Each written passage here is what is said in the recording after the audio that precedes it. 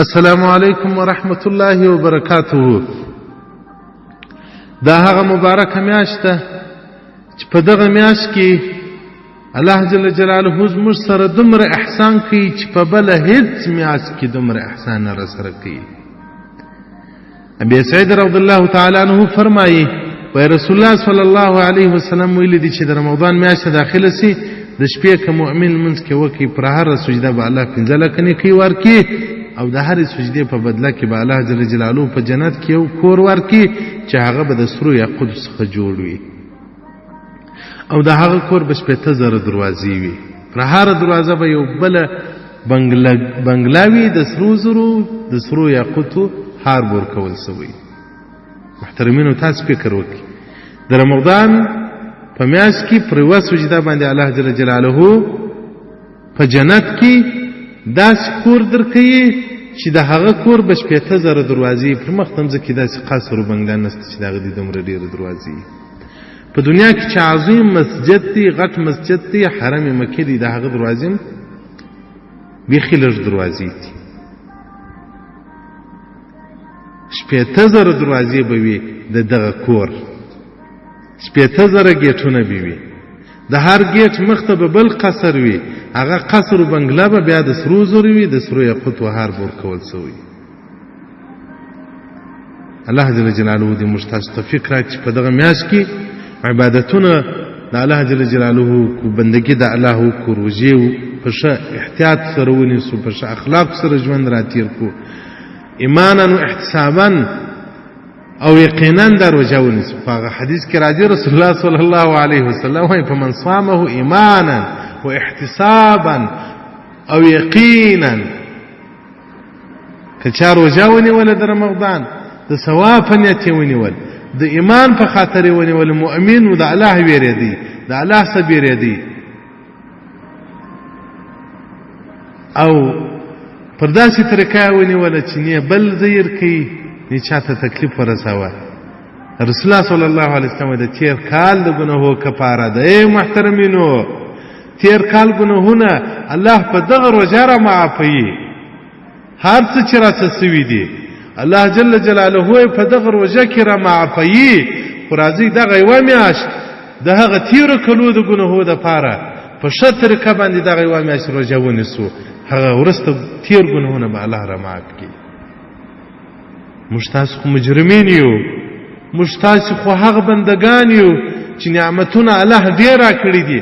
بندګي د الله مو نه ده کړې که نارینه یو که ښځینه یو که سرمایدار دي که فقیران دي که علما دي که عوام دي ټول هغه امت یو موږ چې په غفلت کې یو په استراحت په نعمتو کې یو خو د الله بندګي مو نه ده کړې.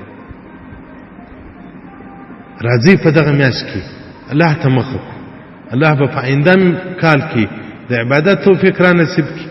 محترمینو تاسو فکر وکړئ پر جماعت خو نور روان دي په اسلامي جړه ډېر راکړه بس دا احساس را سره پیدا شو. په تیر کال کې چې مو کم انډیوالان د سنګر شهیدان سوي وو کم علما کرام وفات سوي وو کم خلک قریبانو دوستان چې مو وفات سوي وو دا په سترګو کې راګرځېدل. مال پر دې باندې خو د رمضان میاشت په قبر کې راغله پر موږ باندې په حیات په ژوند راغله. الله پر کال به موږ حیات ژوندي که به مړه یو. نو تاسې هر انسان که نر یاست که ښځه یاست دا فکر وکړي چې آینده کال روژې ته به بیا موږ مړه یو که به ژوندي یو. نو خو راځئ دا یقین کو چې دا زموږ اخرنۍ روژه ده بیا به نو په دې روژه کې عبادت هم لاسته راوړو او بندګي د الله به هم وکړو. صحابه کرام مبارکان چې به پر لمانځه درېدل هغو دا احساس کاوه چې دا زموږ اخرنۍ لمونځ دی دا بل لمانځه ته ګور موږ ژوندي یو که به نه ژوندي. نو لمونځ به څومره د ارام او د سکون لمونځ و څومره د عاجزي او د خشوع لمونځ به و.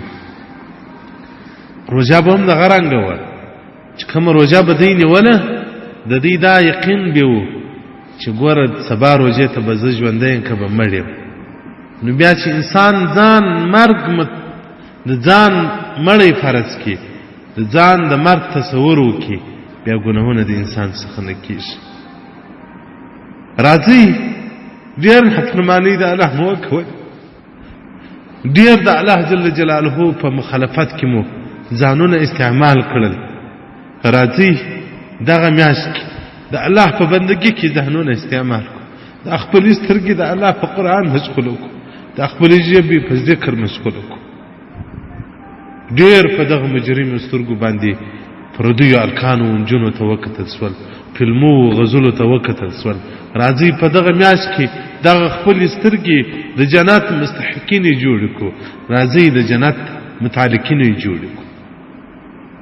راځئ په دغه میاشت کې تر فیسبوک تیر سو، راځئ په دغه میاشت کې موږ تاسو د نیټ له کتلو څخه تیر سو چې بعضې تصویران په نیټ کې غلط راځي، هغه د تر سترګو تیریږي.